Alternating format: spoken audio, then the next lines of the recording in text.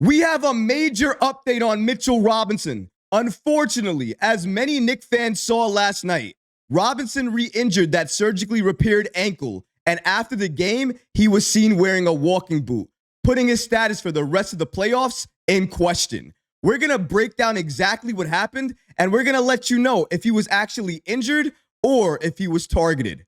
All of this and so much more today. If you're not already subscribed to the channel, go ahead and hit that subscribe button now. And make sure you have notifications turned on so you don't miss a second of the new content. And now, let's get started. Mitchell Robinson re-injures his ankle after a hard foul in Game 3. This was my main concerns headed into the postseason. Injuries, because I thought, even without Julius Randle, this roster, as constructed, could go all the way to the Eastern Conference Finals. But that all depended on health. It depends on the health of Mitchell Robinson, Isaiah Hartenstein, Jalen Brunson, all of our key players. But now, after last night's game against the Philadelphia 76ers, Mitchell Robinson, unfortunately, may not be available for the rest of this series, and who knows about the rest of the playoffs. It's a question mark now, because Mitchell Robinson, as he was going up for a basket, his leg was pulled on, and as you can clearly see here, it was pulled on by Joel Embiid. He fell awkwardly, and he was not right after that play. Now, maybe you can say that wasn't the only play that caused the ankle injury. Now, maybe that's true. However, this play right here definitely didn't help matters. If anything, it probably helped contribute to Robinson's injury. That's why I started the video stating, was it an injury by Robinson or was he targeted? The reason I said he was targeted is because look at this injury. There is no reason to make this play. Joel Embiid is already on the floor. Why is he grabbing at Robinson's knee, at his leg like that? Could you imagine if roles were reversed? What if Mitchell Robinson was the one pulling at Joel Embiid's leg like that? It would have blown up. It would have been a significant story. The 76ers fan would have had so much hate and vile criticism for the New York Knicks, and it probably would have been warranted if Mitchell Robinson was the one doing this. But that's not the case here. Joel Embiid pulled Robinson's leg, and after the game, we saw the following. So as you can see, this is Mitchell Robinson after the game. He's leaving the arena, walking gingerly, definitely favoring that ankle in a walking boot. Just not what you want to see as a Knicks fan after a critical game. Mitchell Robinson and his defense on Joel Embiid has been sensational. He plays him physical. He makes him rush shots. He makes him frustrated. That's exactly what you want from somebody coming off of your bench.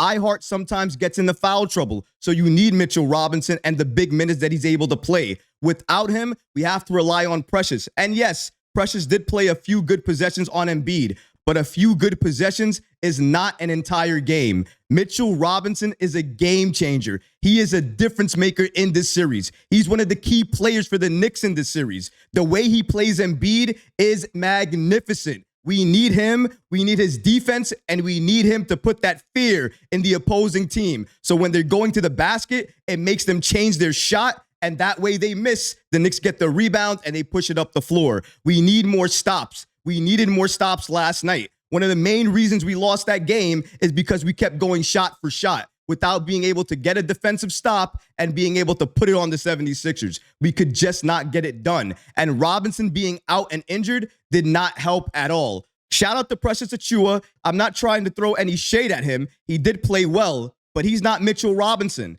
We don't expect him to be Mitchell Robinson, but Mitchell Robinson's defense, the way he plays, it's just different. Nobody on the Knicks can replicate that. Even Ihart can't replicate that. And when Ihart gets into foul trouble, we're now going to have to look at either Jericho Sims and likely Precious Achiuwa. Mitchell Robinson's likely not going to be available. Shout out to Ian Bagley from SNY for giving us this information. According to him, probably a significant amount of concern around Robinson's ankle going into Game 4. Likely meaning that Robinson is not going to be available. The Knicks are not going to do what the 76ers are doing to Embiid. They're not going to just shoot up Robinson's ankle with a couple of shots, put him out there, and risk further injury. They want to make sure Robinson's fully healthy, fully good to go, and not going to do any more damage to that ankle. If that's the case, he's going to play. But if not, he's not going to suit up. And look at the video again. This is him leaving the arena. You're telling me this guy is going to be ready and available on Sunday, an afternoon game, to be available for the Knicks to play?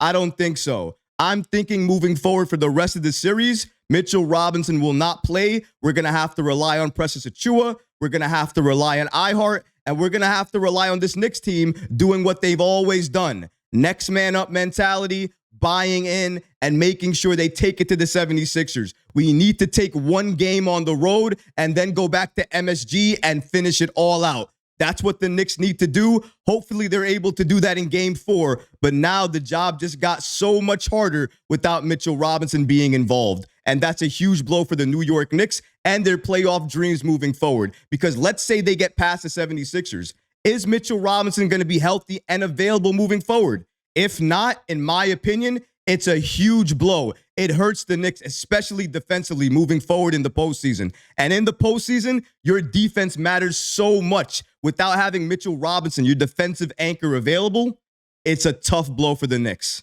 Let's not forget, besides the key defense that Robinson plays on Embiid, he also rebounds. He also blocks shots. He also puts that fear in other players that makes them alter their shots. He does all of that for the Knicks. If he's not out there and available, the Knicks lose all of that. Think about that as we head into game 4. That's why Robinson is such an X factor for this team. I hope he's able to play, but looking at the video, hearing Ian Begley's update, it doesn't look good for the Knicks. But let's take a look at Embiid and what he said about the injury after the game. Shout out to SNY's Ian Begley for giving us the following information. According to Embiid, he said he was trying to make sure Mitchell Robinson doesn't land on me, because obviously we know the history that I have with Jonathan Kuminga landing on my knee. So I kind of had some flashbacks when he came down to it. It was unfortunate. I didn't mean to hurt anybody.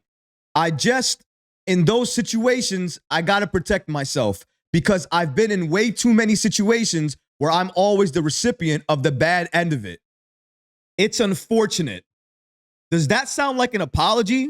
Does that sound like I'm sorry?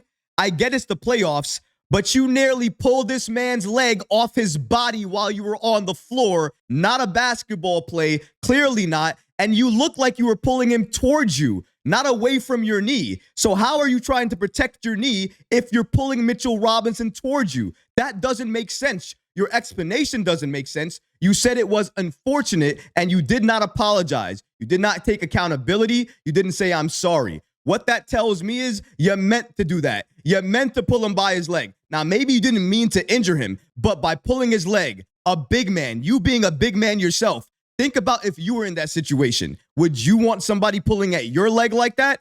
If not, then why would you do it to somebody else? You said you were trying to prevent somebody from landing on your knee, preventing injury from you. You had flashbacks. No. What you had was a desire to win, and you were trying to win at all costs. And for you, that meant pulling Mitchell Robinson's leg, trying to make sure he didn't make the basket. Maybe you wanted him to get to the line and miss the buckets. Either way, that was not the right play to make. And in my opinion, seeing this, if I'm an NBA referee, I don't need to see anything else. I am giving him a flagrant 2. I am ejecting Embiid, and he's no longer part of the game. And if that's the case last night, the Knicks win that game. They're up 3-0, and that's the end of the whole series right there. But that didn't happen. He got a flagrant 1 for this. He probably deserved multiple flagrant 1s for other fouls he made in last night's game as well, too. But he didn't get those calls. If he had gotten multiple flagrant 1s, or he had gotten that flagrant 2 that he deserved for this particular play, he would have been ejected, he would have not been in the game, and he would have been a non-factor last night.